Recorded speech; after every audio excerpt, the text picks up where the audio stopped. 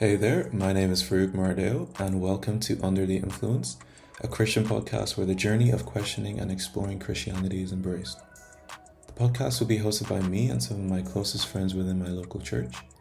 Each episode dives into relatable topics, challenges perceptions, and isn't afraid to touch on controversial issues. So whether you're a steadfast believer, someone questioning their faith, or simply curious about Christianity, join us for engaging discussions, interviews, laughter, and a fresh perspective on navigating life under the influence of Christ. Episodes will be every Saturday, so tune in and let's explore together.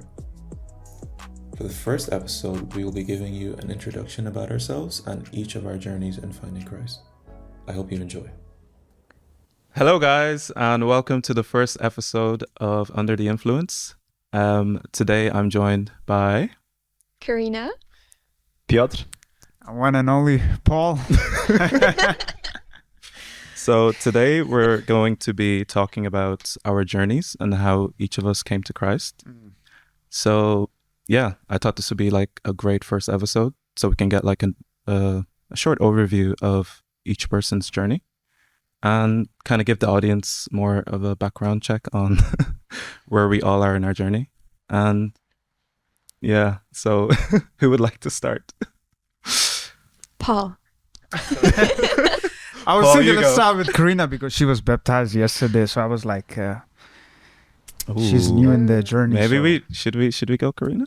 Karina, do you want to go first? Yeah, where should I start? Well, Your childhood, maybe? My childhood. Yeah. Okay. So I was actually born into a family which, well, we were Catholic, but more of like in a traditional sense. So my parents actually like baptized me as a baby, but obviously I didn't remember that. And my parents also just did that out of tradition and not because they didn't think that was because they would bring me closer to God or anything. They didn't really think about it. Mhm. That's what my mom told me about it. And so I would grow up going to the church like sometimes, and because in like the Catholic Church for us in Germany, it was always like you don't really have your own relationship to God, but you go through the pastor. So basically you just listen to whatever he's saying. And I mean, I don't know too much about the Catholic Church. I mean, I should, because I actually had classes about that as well in school, but it didn't really stick with me because I was just not interested. And it was just always about saints and like other people that you would kind of need to look up to and learn about their history. And it was less about your personal relationship that you could have with God. So no one ever talked about that or shared that with me. And so I did not have a grasp on faith. And then I just completely did lose touch with that and actually left the church, the German church, basically because you're in a sort of system where you actually pay taxes as well through like a tax system. Really? And if you sign out, you don't have to pay that anymore. And so me not going to church, I was like, okay, this is all weird. Like, why are they doing that? I'm just gonna like sign out of this. And I don't want to belong to this anymore. And I actually felt that I was always saying I felt closer to a certain faith, even though it wasn't to God after, because I didn't have any relation before that. And over the years though, because I struggled a lot with like mental stuff and also with physical problems, I was always like searching for how I can heal myself and help myself. And that's also how I got into the New Age spiritual world. Yeah. I think partially also I was introduced to it through my mom, because she would like bring me to this healer. Like a shaman. So you would go there and he wouldn't touch you, but he would like hold his hands and like transfer some energy. I think it's some sort of like Reiki or whatever that is. Yeah. But he was literally called like some sort of like magic healer. And so we would just go there, and I mean, I think like when your mind tells you that that might help, it helps you a little bit. So it has some sort of effect. What do they call that effect? It's like it's like a placebo. Yeah, placebo. Yeah, right? yeah. Basically, never thought that going to church or learning about God or reading the Bible would actually be something that could help me, you know, or that could sustain my life or be like something that could be really important to my life. I just didn't have that concept or that idea. Yeah. And no one around me had that idea as well. So no one would go to me and be like, oh, maybe reading the Bible would help you. Like, no one said that. So it was more of like other things that I looked into. And then I basically just, started with this like healer. Then I would just go deeper and deeper with different kind of practices, study to become a yoga teacher at some point, did all sorts of courses, spend thousands and thousands of euros on courses and trainings. I'm now trained in things that people don't need to be trained in, for sure. I'm curious, did you ever get into like Kundalini? Oh yeah, I did that. I did practice that for a while, and there was a time where I did this every morning, and I thought it would be like good for me, but actually during that time, when I reflect on it, I actually got worse. And it's also sometimes it's something, for some people it's something so toxic if you feel like you have to do something every morning in like a very weird relationship, like you have to set aside this whole hour to practice something. It's like a ritual, right? Yeah. And for me also, what I've always been struggling with was that I actually can be very strict with myself. Like I have no problem to set up routines, so I have no problem with following them. And I actually had to learn to like step away from all of those routines. But then when you get into those practices, they actually bring you back into a set schedule, and you need to do this, otherwise you won't be able to live through your day. I kind of just forced myself to do it because it's like, it never felt like something that was actually like, because it's like nothing comfortable, right? You're like literally moving your hands and your arms in weird ways, and like literally your arms hurt. Wow. And it's like such a mind thing going on there, and I just felt like I just need to like pursue this and like do this. And then at some point I just didn't do it anymore, and because it was just so hard to keep up actually. So I think that actually helped me in a way to not keep on going with this. But I would like go to classes and stuff where they would also teach that. And I did the last big training that I did was like a whole year of Tantra teacher training. And that's a lot about also like raising your energy, and it's like Kundalini energy, and it's basically like some sort of energy that's supposed to run up your spine or whatever. But I feel like, I mean, some people talk about like having an awakening with that or something. I think I never had that, which I'm glad about, because I now do believe that's actually not good to have, and it's kind of demonic. Yeah, from That's what good. I've heard, the Kundalini is a straight up demon. Yeah, it's demonic energy. I mean, right? it is portrayed in a snake, so There you go. yeah. That's Lucifer, right? It's not good. Straight to the point. Straight to the point, man. So it's not good. But I think to like, just talking about it like that, I mean, you could be like, oh, this sounds pretty harmless because you're just doing a bunch of stuff, right? But what I figured out over the years was that with everything that I was doing, I felt like I got like a little bit better, and then I got worse again, or I was just like sustaining myself through a certain period of time, and then I felt like, okay, now this course is over, and I just didn't get where I thought I would be going, and I need to have like another thing now. So you basically are in this like endless cycle of needing one course after another, one practice after another, and then you feel like you're in like a bad period, then you book a ceremony, you go to like a cacao ceremony or something like that. So you're like constantly keeping yourself going and booking even those like cacao ceremonies and stuff. You pay like 40-50 euros to just for like one evening to like get a certain high and then go with that again. And I did that the whole time. And then in August, last year, August, I was back at that point where, so I think it started a bit earlier, maybe like June, July already. I was back at that point where I felt like I was getting like more depressive thoughts again, and I felt like worse again, and I had all these thoughts of I cannot sustain myself, I cannot care for myself. Like, even though I was earning good money the whole time, I thought like I'm just gonna be basically like, I don't know how you say that, but I'm just gonna be left with nothing in a way, and just like. So you decided to go for the yoga just to make yourself, what to say? I don't know what that word I can use it to make yourself light, to feel not kind of any burden, but it made you worse, right? Yeah, I mean, not the, like, yoga is such a big thing because there's like the practice, which is just like a physical practice, which I think like the stretching is, I don't know, like for me, that's still something that I'm not sure about. A lot of Christians actually do this kind of movement. And if you go to like normal studios, in every Pilates class, they add some downward dog or whatever. So the thing that always like confused me with yoga is like, okay, you're stretching your body, but like, what is the connection between the spirituality aspect of it? Like, why are you stretching? So basically, why are we stretching? So basically, as far as I know, this is just like background knowledge. I think it was that way that.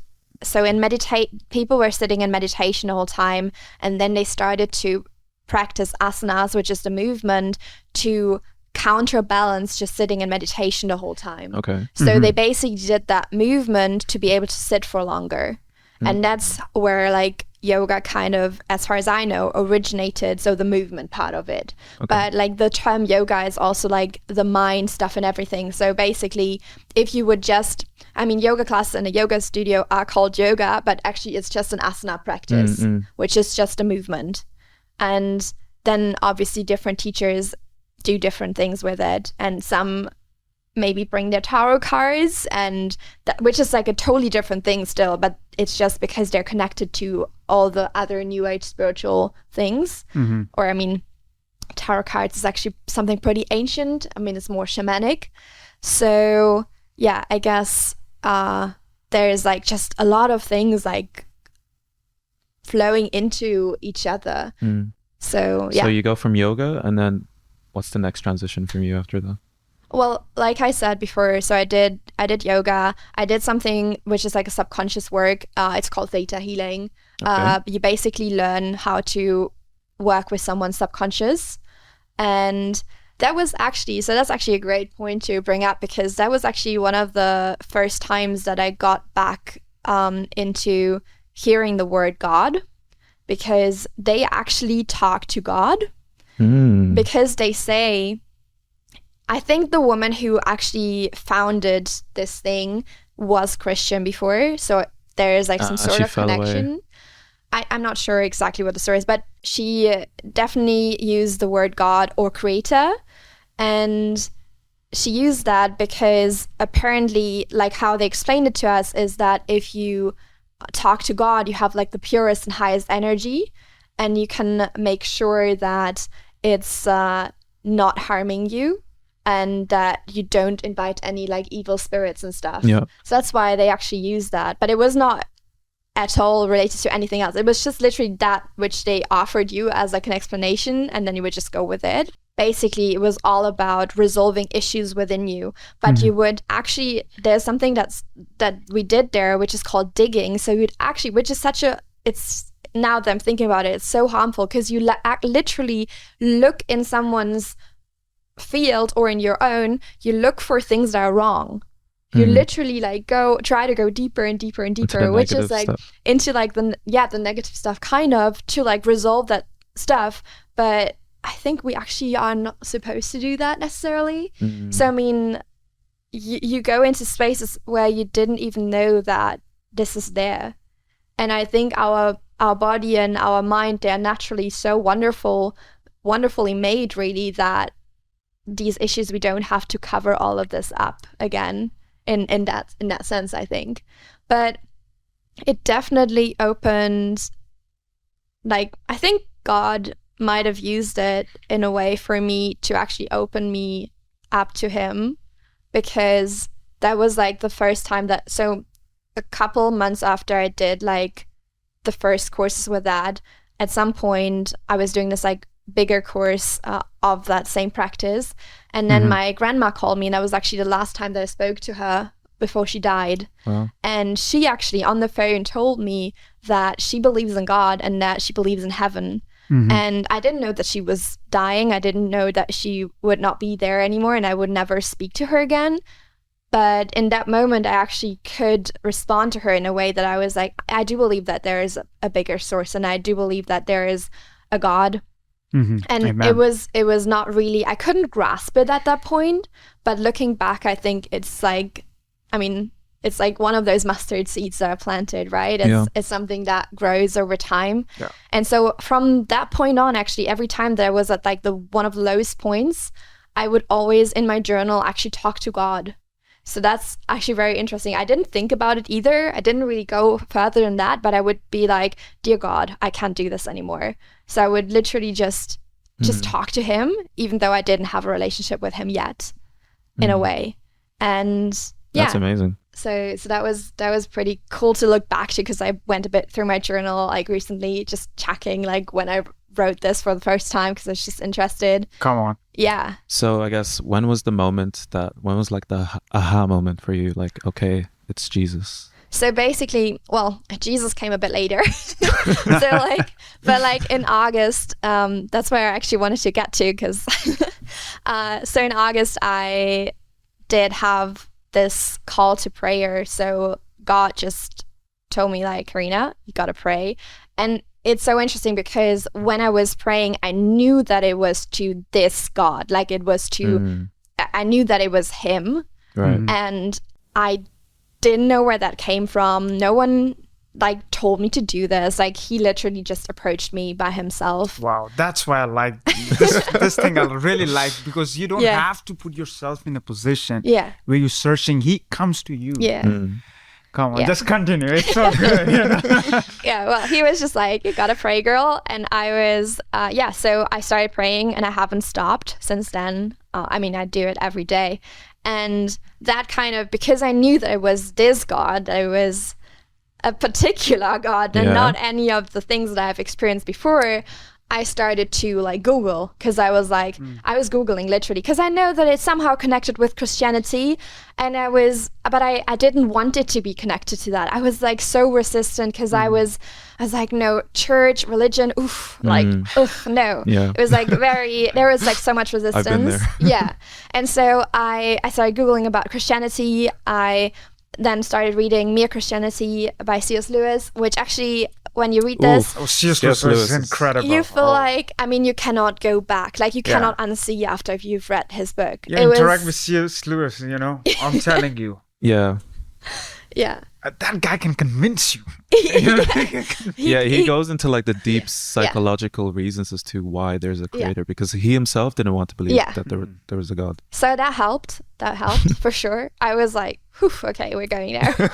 And so then I downloaded like devotional books and just like started reading like little snippets basically, and I downloaded an app where they would give you like a psalm or something a day, and I would just, that's how I continued. And I would still, like, after a couple of weeks doing that, I would still go to like a ceremony. So it was like God like literally put me through such a gentle process of like letting go of that. And when I was in these spaces, I would actually, like, my connection to him would actually grow in those spaces, because I felt like more distance from what everyone was saying, and I felt closer to him in my own journey with him. And then I got to a point where I had to realize, okay, so Christianity and God also comes with Jesus. And so I was literally like, but who's this Jesus guy? And like, why do people like say his name instead of God's name? Because I watched like a lot of sermons and YouTube videos and stuff of people just also like literally like vlogs, people just living their life as Christians and doing just like random stuff like going to Starbucks or something. And I would just watch that, but I would feel like I like these people. Like, these are like, they have like a good heart. So something like drew me like closer energy, to wanting, to wanting to understand what's their background. And how are they like such a wonderful family together and stuff like that. And then I just Googled, why Jesus? And that's when I stumbled across this sermon, which I've recommended so many times because it's just so beautiful, and I've watched it and also listened to it because it's also in the podcast section on Spotify. It's called Why Jesus by Erwin McManus, and this sermon of him is just so incredible. And he literally, I mean, he doesn't only speak about like why Jesus, but he also explains to you like why it just makes so much sense to have a creator and have God, because he literally talks about the creative aspects of the world and like how everything is so creative. And so, yeah, it just Everything works has in a a purpose, way. right? It has a purpose, and you cannot deny God when you look at all of those Absolutely. things. Yeah. And yeah. Can I just interrupt love a it. sec? Yeah. It's just kind of beautiful that you can get all that knowledge from different sources. Yeah. Books, podcasts, Yeah. ChatGPT. Yeah, I know true. that. I've used that. And it's kind of funny that it comes from this dark space Yeah. that you had in your life. That's true. But it helped you to get to the Yeah. to Jesus, to Yeah. meet him. That's how often God Yeah. likes to reveal himself. It's through the dark times, right? Yeah. Yeah. Yeah. So he picked me up, and I think maybe to conclude that a bit also, because like I don't want to like I want to Wanna be hear here all stories as well. day. But yeah. No, but I think I really enjoy listening to you because there's so many things you're bringing up.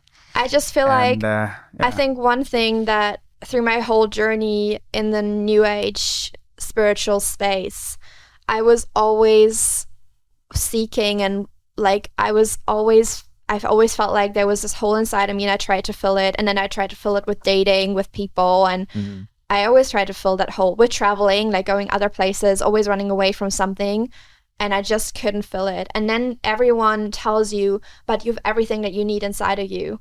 And I got to a point where literally, that was around the time when God started speaking to me, when I was at that point where it's like, I'm actually no good. Like, I can't provide for myself. I'm not good enough for myself. Like, I can't hold myself by myself. Because, like, even though they tell you, yeah, you have the feminine and the masculine energy within you, which is kind of true. You have, like, both traits in a way. But you're not supposed to hold yourself the whole time and just be your own guide, basically.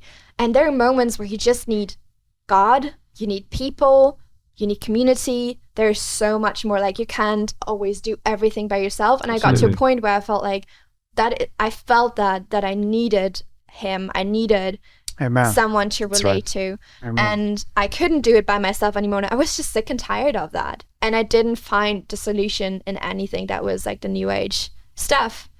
And then that was the most beautiful blessing, to have God as my Heavenly Father. Like that, he literally, and I talked about this yesterday, had my baptism for a moment. He literally took away some of that burning sensation, that feeling of like, I need to fill this hole. Like, he took that away. Glory to God. Yeah. That's amazing. He's amazing. Yeah. So that's my story. That's beautiful. So what made you actually, because what was the inner conviction, the word, is it conviction? Conviction, yeah. That you felt it like, I need to get baptized, like, how was it? So I feel like I felt that already a couple of months ago, I think. I knew that I felt like I didn't, my baptism as a child didn't feel like it counted, because like neither my parents nor I were had the thoughts about it, what we're actually doing. Yeah. So it was just like a ritual without the purpose behind it. And Yeah. so She didn't know the meaning behind the action, Yeah. right? And I think very often what Yeah. happens is that it happens because other people do it. yeah. True. And Yeah. I'm saying that as someone who's also raised Catholic. Yeah. Mm. You just see other people doing that, so you want your kid to be baptized. Mm. And it happens very early Mhm. when Yeah. you're Yeah. not even 1 year old. Yeah. Yeah. So yeah, that I just knew that for me that didn't count, kind of, in a way. And then I just went on this whole journey where I thought, because when you look online, some people say like you can only get baptized once, which I then, like, just reading in the Bible, it does not say that anywhere.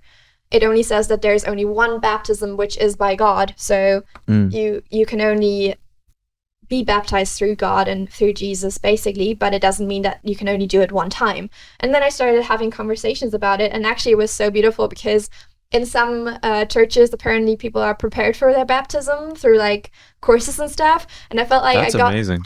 I felt like I got my personal course, actually, because as I started to decide in my head, and I think for you it was kind of the same, everyone started to talk about baptism.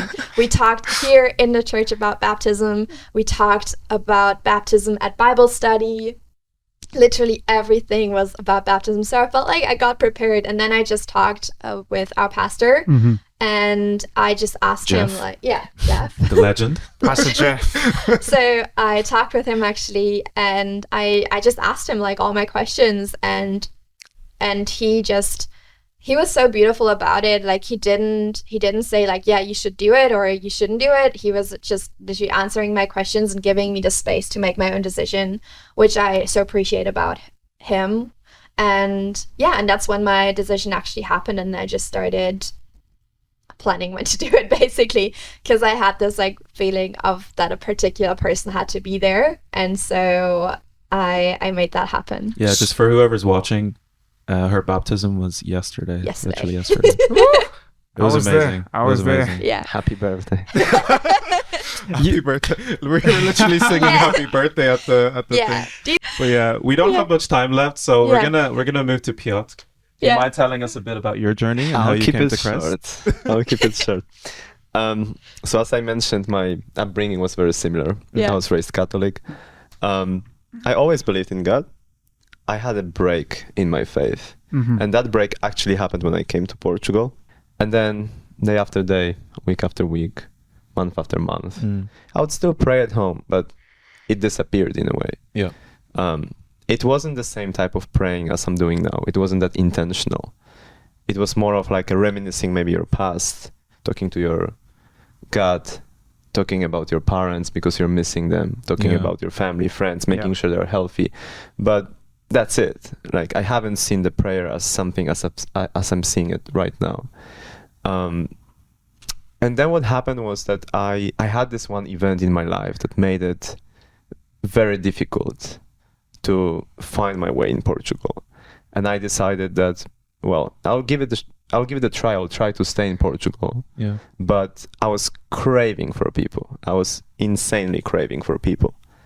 And I found my way at the cafe first, at the venue, our local cafe, without knowing that there is something else behind it, without knowing that it's not only just a cafe.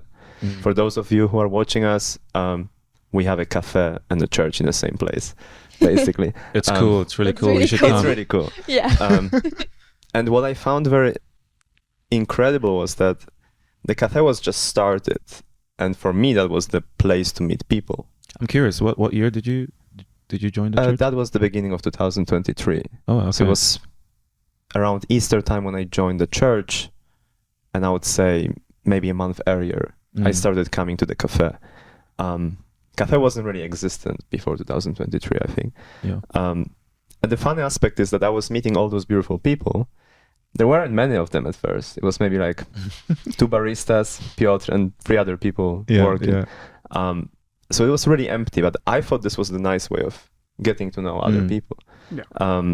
It's very intimate. You have a time to talk to them, to get to know them better. I think after 3 or 4 times, I said to Levi, who is one of our preachers in the church, that I don't know why, but I think we'll be friends. But I really had no clue what I was saying at the time. I mean, like, I was just saying that to him because I really felt a connection with him, but I didn't know we are gonna be like real friends. Yeah, you know what I mean? yeah. Like, I was hoping for this because I like authentic relationships, but I had no idea where that kindness is coming from. I had no idea where that generosity is coming from, the patience. You could feel that there was something in this cafe. It was different. And I'm telling you, it was different because majority of my connections were made in cafes in the past. I've been doing the same through other years of my life. But there was something different. Everything was very kind. And then one day I realized that, well, it's deeply rooted.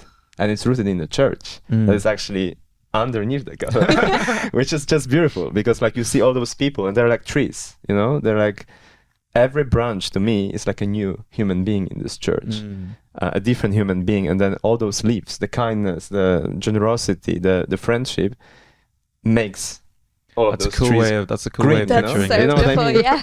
And then you So wonder, good. where is this coming from? Where is the Yeah. root? Yeah.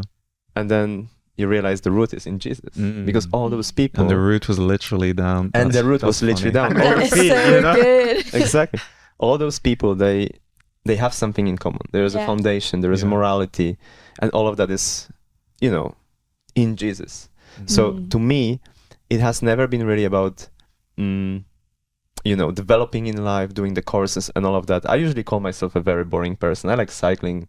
That's enough for me. Cycling is not boring. But I really love people, and I have a drive for people. And for me, it was really amazing to see that through those different people, I could really learn something.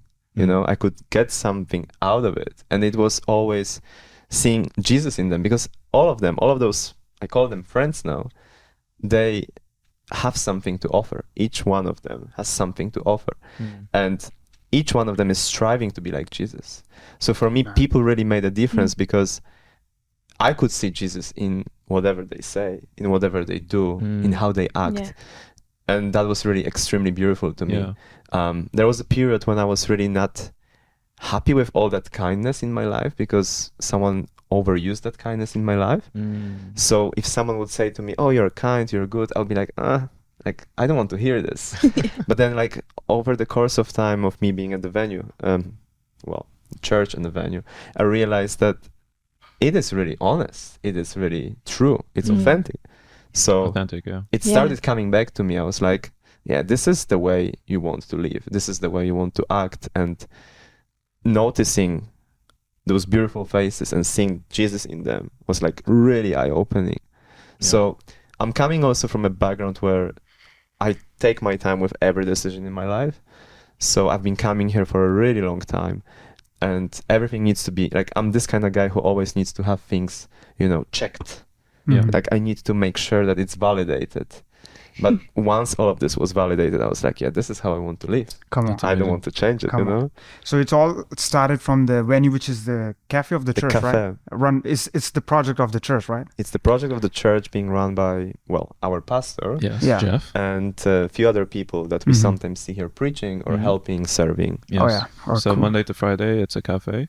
Yeah. Called the venue, and then on weekends it's a church. Tuesday to Friday. Yeah. Tuesday to Friday. Yeah, Tuesday to Friday. My bad. Yeah.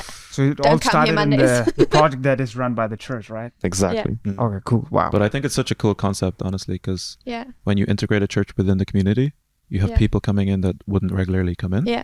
So it's just an awesome way to reach people who we would had normally... some incredible stories here. Like there was a girl baptized recently who actually was like, she just came into the venue with her Bible and she read her Bible in the cafe, and she couldn't find a church actually, and she was just starting her journey, and then basically Jeff, our pastor, started talking to her because he was like, "Oh, you brought your Bible. That's like unusual. Like no one really brings their Bible here. What are the chances? What are the chances?" And she didn't know that the cafe was connected to the church. That's God. Come on, wow. That's God. And then she got baptized in this church, which is amazing. Wow. That's beautiful. Yeah. Another amazing thing I think is that a lot of those people, because I come regularly to the cafe, so a lot of those people who come here, they're either coming from New Age spirituality, or they're still doing that, and it's so beautiful that God is actually like almost like having a grip there, but it's still not there. But yet, you know. I feel like we're in a bit of like the, I don't know if you guys watched the Jesus Revolution movie, but I think I talked about this before. But it's the hippie movement to like finding back to Christianity, and I don't know, like I feel like we might be in some sort of movement there. It's your turn now, Paul. It's me. What time we have right now? We have 3 seconds. So No, we can go an extra 10 minutes. 10 minutes. 10 minutes, yeah. Yeah. You know, the director is looking at me. He might kick me out. Axel is at the back there behind the camera, guys. If you guys were wondering. Yeah. We're here because of him, you know. He made this thing possible, you know. But yeah, go on, Paul. Tell us your story. Yeah, man. Well, I grew up in a Christian family. My parents are pastors, and so it doesn't like if you're born in a pastoral family, you know, you will be definitely in the ministry, you know. And of course, in our culture, the pastors are a very disrespected person because a lot of people persecute, talk bad about pastors, and they say like, they're uneducated. This is in Pakistan, right? Yeah. They said they eat the money of the people, the offering and tithe and everything. So for me, like, of course, I've seen this with my own eyes. Yeah. I've experienced it, how my parents were persecuted. I was like, nah, I think the church is a bad place, you know. Wow. So you agreed with them? Yeah, I mean, like, for real, because I was like, I don't want to be in a position where people, if I become a pastor, Yeah. people will be like, man, hey, he's the same guy. Mm-mm. So we gave offering and now he's wearing new clothes in the church. It's like, that's the money, you know? Yeah. I was like, nah, I think there's a problem. The pastor's you know? got a new car, you know? Yeah, and you go, oh, you see? This is my tithe, you know? Yeah. So I was like, nah, I don't want to be in that position. And I even lied for 10 years. I was in the school and I was lying for 10 years straight. Like, they were asking, hey, what do your father do for a living? And I was like, yeah, I was telling the job he used to do before. Yeah. And I lied for 10 years. And one time I realized, like, okay, man, I'm going to hell, you know, because I lied too much. Yeah. And You're protecting yourself in a way, right? yeah, because I don't want to be in a position where you get bullied, you know? And was it also coming from a place of maybe like embarrassment a bit as well? Yeah. So then I noticed my brother, I think he was around 12 years old. No, first it was my sister. She jumped in the ministry. Okay. And I was like, it was fascinating. Like, she was full of confidence at that age. How old was she? Yeah, I think she's, today's her birthday actually. Happy birthday. Sorry, one more sister. time. You know? How old is she? Do you know? I think 28. 28. Okay. Yeah. Cool. She jumped in the ministry and then my brother saw her and then he also jumped in the ministry at the young age. And I remember my mom, you know, she used to pray a lot about me, like, this son is left. She thought like I'm a prodigal son, you know, that he's going to left us. So you know? you're the youngest in the family? Yeah, I'm the youngest one. Okay, so you're the baby. So she was like, keep on praying, like, hey, you know, this guy is going on the wrong path. And I was actually. I was doing all the nonsense, you know, that you Okay. can actually mention. Mm. And so after, I think it was in 2014, we had one of my father's spiritual father. He came from Canada. He was visiting us in Pakistan and he was baptizing people. And I was just standing, you know, like, and my father looked at me. And before that, when my brother and sister were baptized, my father was telling me like, hey, go in, you know, just get it done, you know, because he felt like it was a burden on him because my son is not born again. But I was like, no, it's not the perfect time, you know. But one time I was just standing and the spiritual father was baptizing people and I was just looking and I was like, yeah, let's get baptized, you know, come on. Yeah? Without even just, you know, Wow. I jumped in the water and the guy and the father was like, okay, you know what when they speak, you know, so I did it and everything. And then I was like, I still doing all the things. I was going to ask you, like, before you decided to get baptized, Yeah. did you like have a relationship with Christ? Did you have any No. knowledge? No, You it was you just like a went normal from thing. 0 to baptism. Like, Yeah. I was this. just like, you know, you just pray for 1 minute. And thank you, Jesus, going to sleep. You Wow, know? okay. And, Yeah. Or fall asleep. you know, it's like what you do before going to pray. Thank you, Father, for the day. And Yeah. in Jesus' name, Yeah, amen. yeah. I just like Like a without platonic being, relationship. just jumped in the water, get baptized, and I was still doing the same thing. Yeah. And then in 2018, I remember I started listening. So before that, I was just praying. Like, I was like, Paul, I think I need to get mature, you know, in that thing. Because I was still very shy when it comes to the things of God. And then I started praying in a way like, okay, God, I want somebody that I can get a raw teaching, you know, the real word of God, the fresh manna coming straight from heaven, you know, The fresh manna. And then in 2018, I met one of the guy who became my spiritual father. Actually, he's my mentor now. And so he said that we have to do fasting in the month of December before entering into a new year. So I was like, let's do that, you know, because it was my first time going for fasting. Yeah. You know, because I was tired of all doing the nonsense I did. So you were determined to complete it. I was like, man, when I enter in the new year, I Yeah. want to enter as a new Paul. Yeah. Somehow, you know, the Spirit of God, you know, I allow the Spirit of God. Actually, that was the first thing, you know, like he's a very gentle man. He's a gentle spirit, you know, he don't rush. He doesn't wait for force. you. Yeah, Yeah. he doesn't force you. Yeah. So So I true. allow the Spirit of God, you know, to give me the strength to one extent, you know, so when I enter in the new year, you know, enter as a new guy. A new Paul. New New Paul. When Paul. people look at me, it's like, Where's Paul? You know, that It's one. kind of interesting because people usually do the resolutions before Yeah. and they try to go through them Yeah. during the year, but you did all the hard work before. Yeah. I'm telling you, brother. Yeah. Already entering renewed. So God actually, He strengthened me in that time. Yeah. And when I entered in the new year, I was strong, and I was better than before. And it's not like what I worked on myself, because it might become a self-righteousness.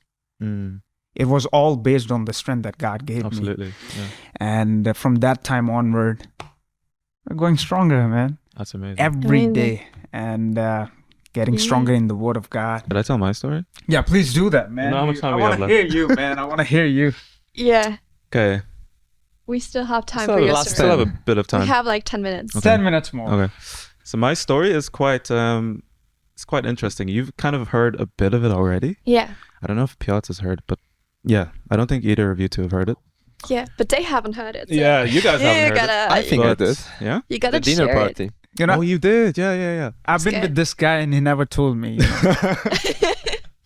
Yeah. So So you gotta do it now. I grew up in a kind of like half Christian, half Muslim, because my mom is Christian and my dad is Muslim.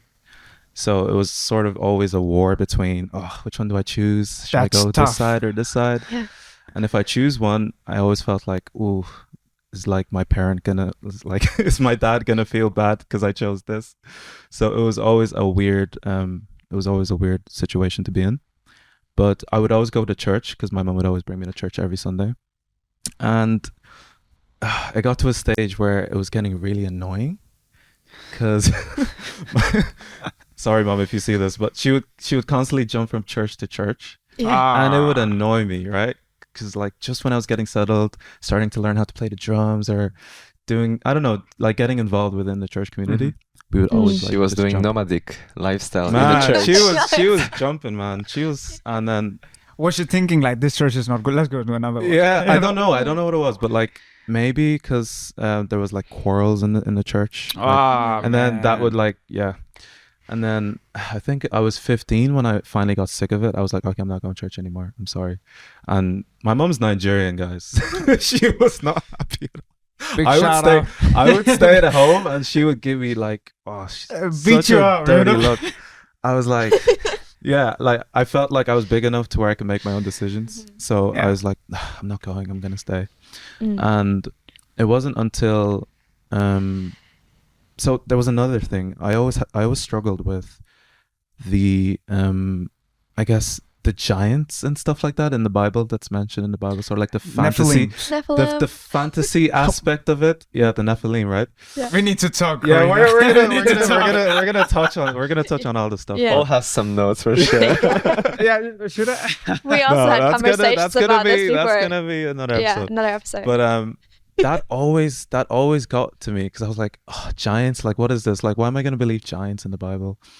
And so that's where my mentality was.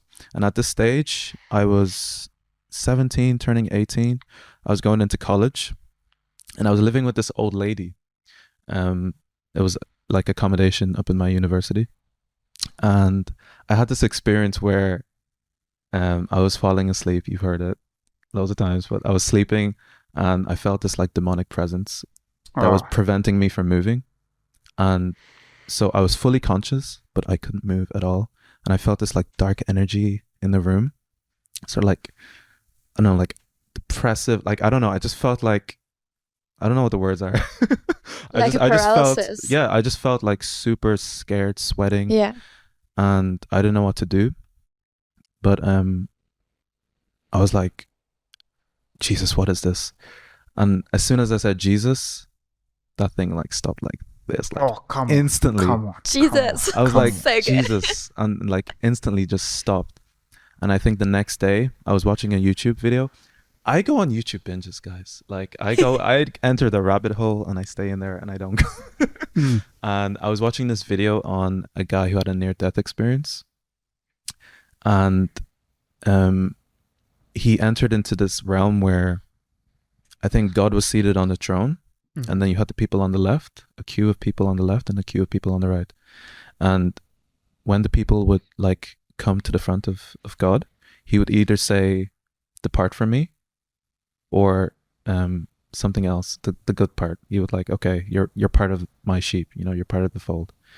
And that, I don't know why that spoke to me, and I just started crying because I was like, yo, this is like, if I die, like, do I know where I'm going? I just want to be part of the sheep. I want to be part of the good people.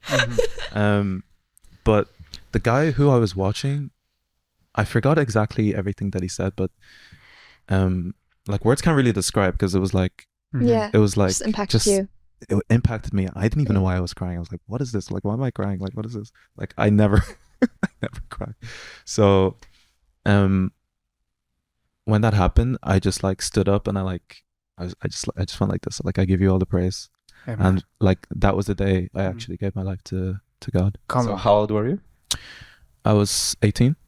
Okay, so it was still a fresh process after. It was still fresh, Yeah. and I was still like learning a lot of things. It was like, I definitely wasn't the finished article, and I'm not today. But yeah. And then about the Giants, and then I think I went back home, and then God kind of answered my questions Yeah. to regards to that.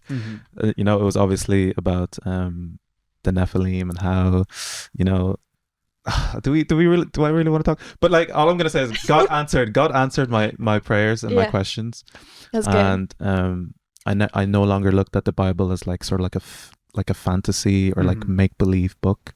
Yeah. And it was like based on historical facts.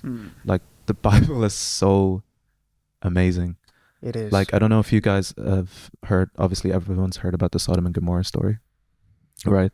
There's this guy on YouTube who does like expeditions on biblical locations.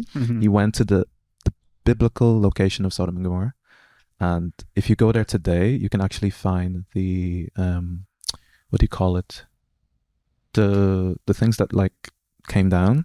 I don't know what you call it. It's like the salt salt. thing. Yeah. But it's, like, if you go there today, you can actually see it. So and then from there, I just started like reading the Bible, surrounding myself with like-minded individuals who would answer my questions. And that's my story. Come on, wow. I think that's now we're here today. Yeah, that's so important to have people around who can like help you and point you towards, I know, like, I mean, bring you closer to God in a way, right? Yeah. So that's so important. And then also, before I came here, before I decided to move to Portugal, I was praying for a while. You heard the stories all. But I was praying for like a week. My mom told me to like pray for like a week, you know, before I could make a decision. And I was just like, I reluctantly did it. I was like, oh, okay, whatever, I'll do it. And I think it was like 12 o'clock at 12 p.m. like every night I would pray. And I think one day I decided to go to sleep at like 4 in the afternoon just to take a nap because I was tired. And I saw something that like for me was confirmation that, okay, it's like you can go now. And ever since that day I decided to move here, and it's been amazing. Amen. That's so good. It's been amazing. But yeah. I guess we'll end it there. Yeah. Do you guys have any last words for the audience, for the people? I think that it's amazing how God is working through people and through life events, and it's like a sequence. Yeah. And then amazing things happen to you, to me, to all of us. Yeah. I think it's incredible that out of the blue you hear something. The conversations about baptism are happening. Yeah. At the Bible study, Yeah. you go to talk to some random person that you've never talked to, and they ask you this one question, and it points you again to baptism. Yeah. Yeah. For another person can be a different topic, but it's just amazing how one, another, and another, and another, and then you're like, oh, so God is really doing something. Yeah, God is moving, man. Like, I need to now, respond to it. Yeah. And it's incredible that He loves us the way we are. Yeah. Remember when I posted Piotr's baptism video? Yeah. Apparently Oh, it was glitched and it just kept so showing cool. up. I don't know if all of Don't you know the saw story. that. But so he posted your baptism video on his Instagram, and it just kept, the story was pushed to the first story again. It was after glitched. you watched it. It was a glitch. So basically everyone whom I talked to saw this video like countless of times. So also like all sorts of people have seen this video so many times, Yeah. because when they would watch their stories, they would always see it again. It would be the first thing that would show up on Yeah, their story and it every would time. always be on like, you haven't seen. It would always show up as like, you haven't seen this yet. So Yeah, like, yeah, you would yeah. always get to see it again. So and again and I again. thought that was so funny because I did not do that on purpose. Like I couldn't do that even if I tried. No, So I was just like, that's God. Like God that's- was just that's like, God you doing gotta it. see You gotta this. baptize. You gotta get baptized. And it's not a coincidence. no, it can't be. It's too Yeah. particular. Yeah. So good. That's amazing though. That's a good word to end on, I feel. We should share more baptism stories on Instagram. Get I guess. baptized is what we're saying, guys. But yeah, It's beautiful. it's been an amazing episode, amazing Yeah. first episode, and I hope you guys enjoyed it. And we'll see you guys in the next episode next week. Yeah. Bye. Thank you. Bye. Thank you.